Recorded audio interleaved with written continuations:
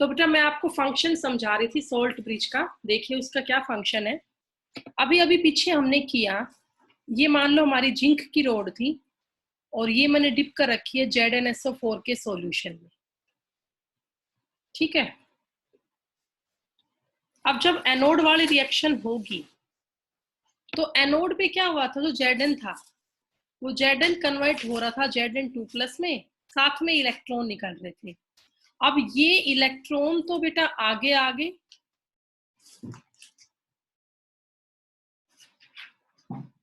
Cathode के पास, electron तो आपके आगे आगे ना कैथोड के पास, लेकिन जो Zn2+ आयन है इसकी तो कंसंट्रेशन बढ़ने लगी। Zn2+ आयन की कंसंट्रेशन इंक्रीज होने लगी इन इलेक्ट्रोलाइटिक सॉल्यूशन। धीरे धीरे जिंक मेटल कन्वर्ट होती जा रही है Zn2+ में, तो इस सॉल्यूशन में SO4 2- की कंसंट्रेशन कम रह जाएगी और Zn2+ की कंसंट्रेशन बढ़ने लग जाएगी। तो इस इलेक्ट्रोड के आसपास बहुत सारे Zn2+ आयन इकट्ठे हो गए। ठीक है, ये पूरी रोड आपकी पॉजिटिव चार्ज से घिर चुकी है। तो अब इस रोड में से जब इलेक्ट्रॉन बाहर जाएगा तो पॉजिटिव चार्ज नेगेटिव को अट्रैक्ट करेगा और इस रोड में से अब इलेक्ट्रॉन का निकालना इजी नहीं रहेगा। तो धीरे धीरे यहाँ पे एक्यूमुलेशन शुरू हो जाएगी पॉजिटिव चार्ज की अराउंड द जिंक इलेक्ट्रोड, तो उससे इलेक्ट्रॉन का फ्लो करना इजिली पॉसिबल नहीं रहेगा। और बेटा मान लो इलेक्ट्रॉन बाय चांस यहाँ से निकल के आगे चला भी गया, तो अब जो ये कॉपर रोड है इसकी रिएक्शन क्या होगी आपको पता है, Cu2+ है, ये इलेक्ट्रॉन गेन करेगा और खुद को कन्वर्ट कर लेगा Cu सॉलिड में। तो जो ये आपका CuSO4 है इसमें Cu2+ आयन की कंसंट्रेशन तो घटने लगेगी, क्योंकि सारा Cu2+ किस में कन्वर्ट हो रहा है, Cu में।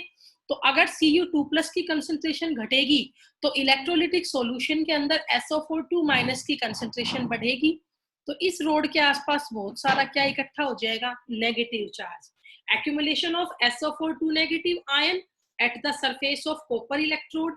अब कॉपर इलेक्ट्रोड के सरफेस पे बाहर वैसे ही बहुत सारे नेगेटिव चार्ज के आयन है, ऊपर से नेगेटिव चार्ज इलेक्ट्रॉन इस तरफ आ रहा है, तो नेगेटिव नेगेटिव चार्ज को रिपेल करेगा, रिपल्शन होगी। तो जो इलेक्ट्रॉन कॉपर मेटल से निकल के आया है यहाँ पे, उस इलेक्ट्रॉन को इजिली कॉपर मेटल ले नहीं पा रही।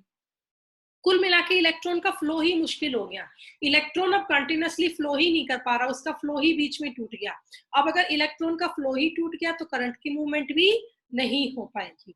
तो धीरे धीरे हमने क्या देखा कि ना तो इलेक्ट्रॉन आ पा रहे हैं जिंक से कॉपर की तरफ, और अगर इलेक्ट्रॉन ही नहीं आ पाएंगे तो करंट का मूवमेंट भी नहीं होगा।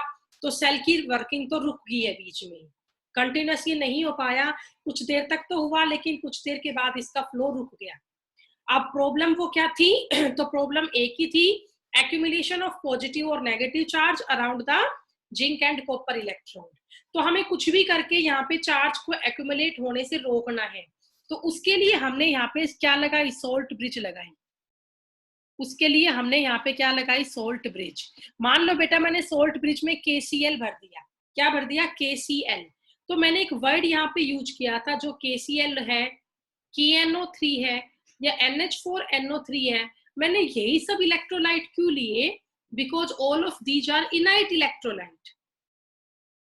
All of these are inert electrolyte. ये बेटा इनाइट है, मतलब ये अपने आयन तो देंगे बट इनके आयन कोई भी नई केमिकल रिएक्शन शो नहीं करेंगे, कोई रिएक्टिविटी शो नहीं करेंगे, दे आर इनाइट इन नेचर। तो मैंने इसमें भर दिया बेटा KCl। हमने इसमें क्या भर दिया, KCl भर दिया। अब जैसे ये Zn है, Zn किस में कन्वर्ट होगा, Zn2+ में कन्वर्ट होगा। तो यहाँ पे पॉजिटिव आयन की कंसंट्रेशन बढ़ेगी, किसकी कंसंट्रेशन बढ़ेगी, पॉजिटिव आयन की। अब जैसे यहाँ पे पॉजिटिव चार्ज इकट्ठा होने लगेगा, इस सोल्ट ब्रिज में से इसकी तरफ कौन से आयन आ जाएंगे, Cl नेगेटिव आयन। जितने यहाँ पॉजिटिव चार्ज इकट्ठा होगा उतना ही KCl में से Cl नेगेटिव आयन यहाँ पे आ जाएगा, पॉजिटिव नेगेटिव चार्ज को न्यूट्रलाइज कर देगा। हो गया। अब सेम ऐसे यहाँ पे एक्यूमुलेशन हो रही है नेगेटिव चार्ज की, क्योंकि Cu2+ तो Cu में कन्वर्ट होता जा रहा है, तो यहाँ नेगेटिव चार्ज आयन की कंसंट्रेशन बढ़ रही है। अब जैसे यहाँ नेगेटिव आयन की कंसंट्रेशन बढ़ने लगेगी, इस सोल्ट ब्रिज में से इस तरफ क्या चल के आ जाएगा, K positive negative charge ion को क्या करेगा, डिस्चार्ज कर देगा। ठीक है। तो उससे क्या होगा, यहाँ पे एक्यूमुलेशन नहीं होगी पॉजिटिव और नेगेटिव चार्ज की, तो यहाँ पे स्पॉन्टेनियसली कंटिन्यूअसली इलेक्ट्रॉन का मूवमेंट होता रहेगा, और अगर कंटिन्यू इलेक्ट्रॉन का मूवमेंट होगा तो बराबर उतना ही आपका करंट का मूवमेंट भी चलता रहेगा, तो रिएक्शन आपकी बीच में स्टॉप नहीं होगी। तो ये आपकी फंक्शनिंग है सॉल्ट ब्रिज की, कि सर्किट को पूरा कर देगी, प्लस में ये इलेक्ट्रिकल न्यूट्रलिटी को मेंटेन रखेगा, चार्ज का एक्यूमुलेशन ये नहीं होने देगा। अगर पॉजिटिव चार्ज बढ़ेगा तो सोल्ट ब्रिज में से नेगेटिव आयन जाएगा, और अगर नेगेटिव चार्ज बढ़ेगा तो सोल्ट ब्रिज में से पॉजिटिव चार्ज जाएगा। कुल मिला के इलेक्ट्रिकल न्यूट्रलिटी आपकी बैलेंस रहेगी, एक्यूमुलेशन ऑफ चार्ज नहीं होगा, और जो सेल की वर्किंग है वो आपकी कंटिन्यूअसली होती रहेगी। ठीक है, तो ये आपका फंक्शन हुआ सोल्ट ब्रिज का। तो बताओ बेटा, आपको यहां तक का समझ में आया सारा? बोलो भाई। Okay, show me your thumb impression. अगर आपको यहां तक का टॉपिक समझ में आया है तो show me your thumb impression. कोई डाउट है बेटा, प्लीज रेज योर हैंड। कुछ भी आपको पूछना है तो अपना हैंड रेज करें। ओके, मैं सभी का नोट कर रही हूँ, ठीक है, किसका क्या रिव्यू आ रहा है। ओके बेटा, वेरी गुड। तो चलिए अब इसके आगे हम करते हैं। तो ये मैंने आपको समझाया। कृतिका रेज्ड हैंड, 1 मिनट बेटा, कृतिका बोलो।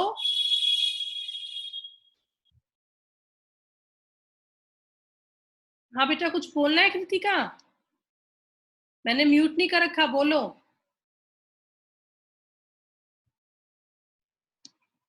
चलो अब देखो बेटा आगे इसके बाद।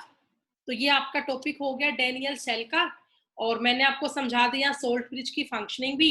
अब इसी टॉपिक को आगे कंटिन्यू करते हैं, देखिएगा।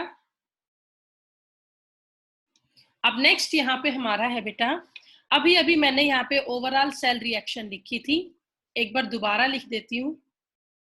ओवरऑल सेल रिएक्शन, तो रिएक्शन हमारी ये थी ना, Zn solid plus Cu2 positive aqueous, और इससे हमने बना दिया था Zn2 positive aqueous plus Cu solid, plus में Cu सॉलिड है। हो गया? तो ये तो बेटा आपकी ना सेल की रिएक्शन हुई, ये तो क्या हुई, सेल की रिएक्शन हुई। अब मैं आपको इस सेल की रिप्रेजेंटेशन समझाऊंगी। अब यहाँ पे एक नई टर्म हम सीखेंगे, cell representation.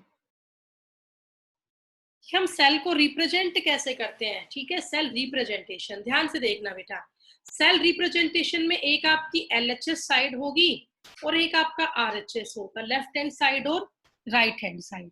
Left hand side में हमेशा ऑक्सीडेशन होगा, लोन से ध्यान रखना। तो ये आपकी ऑक्सीडेशन हाफ शेल होगी, और ये बेटा आपकी राइट हैंड साइड में रिडक्शन हाफ सेल होगी। हमेशा लेफ्ट हैंड साइड में ऑक्सीडेशन हाफ सेल होगा, राइट हैंड साइड में रिडक्शन हाफ सेल होगा। अब जो ऊपर मैंने ये सेल रिएक्शन लिख रखी है ना, इसी को मुझे रिप्रेजेंट करके दिखाना है। तो आप सेल की रिप्रेजेंटेशन कैसे करेंगे? बीच में आप डबल वर्टिकल लाइन लगाओगे। ये डबल वर्टिकल लाइन यहाँ पे रिप्रेजेंट कर रही है सोल्ट ब्रिज को। किसको रिप्रेजेंट कर रही है? सोल्ट ब्रिज का। अब सोल्ट ब्रिज के एक साइड आपका ऑक्सीडेशन हाफ सेल है, एक साइड आपका रिडक्शन हाफ सेल है। तो पहले बात कर रहे हैं ऑक्सीडेशन हाफ सेल की। तो आप देखिए बेटा, पहले हमारे पास था zinc metal, zinc electrode pure solid state में, फिर धीरे धीरे Zn(S) खुद को किसमें कन्वर्ट करता जा रहा है? Zn2 प्लस में, और ये एक्वस सॉल्यूशन है। तो पहले तो मेटल का इलेक्ट्रोड और फिर उस मेटल का आयन जो इलेक्ट्रोलिटिक सॉल्यूशन में से आया है। ये तो मेटल का इलेक्ट्रोड है और ये इस मेटल आयन का सॉल्यूशन में से आया। ये इन दोनों को सेपरेट करेंगे, या तो हम सेमीकोलन लगा दें, या सेमीकोलन ना लगाएं तो एक सिंगल वर्टिकल लाइन लगा दें। या तो आप सेमीकोलन लगाओ या एक सिंगल वर्टिकल लाइन लगाओ, जो आपको ठीक लगे उससे आप कर सकते हैं। ठीक है, तो मैंने यहाँ पे फिलहाल दोनों हटा दिए हैं, चाहे आप सेमीकोलन ले चाहे आप सिंगल वर्टिकल लाइन ले, तो मैंने सिंगल वर्टिकल लाइन लगा दी। तो ये आपका लेफ्ट हैंड साइड की रिप्रेजेंटेशन हुई। अब आप देखिए राइट हैंड साइड की रिप्रेजेंटेशन कैसे होगी। तो राइट हैंड साइड में कैथोड की रिएक्शन आएगी, रिडक्शन हाफ सेल आएगा। तो इसमें लेफ्ट हैंड साइड में पहले क्या था? Cu2+, और आप देखो धीरे धीरे वो Cu2+ क्या बनता जा रहा है? Cu solid. तो ऐसे यहाँ पे लिखना है, पहले आपको मेटल का आयन लिखना है जो कहाँ से आया? इलेक्ट्रोलिटिक सॉल्यूशन में से, एंड देन आपको यहाँ मेटल की इलेक्ट्रोड लिखनी है, और इन दोनों को सेपरेट हम करेंगे सिंगल वर्टिकल लाइन या सेमीकोलन से। ठीक है, तो ये आपकी बेटा सेल की रिप्रेजेंटेशन हुई। अब एग्जाम में इस टॉपिक से आते हैं न्यूमेरिकल, जो हम कल परसों तक, कल भी शायद ना कर पाए, परसों ही कर पाए।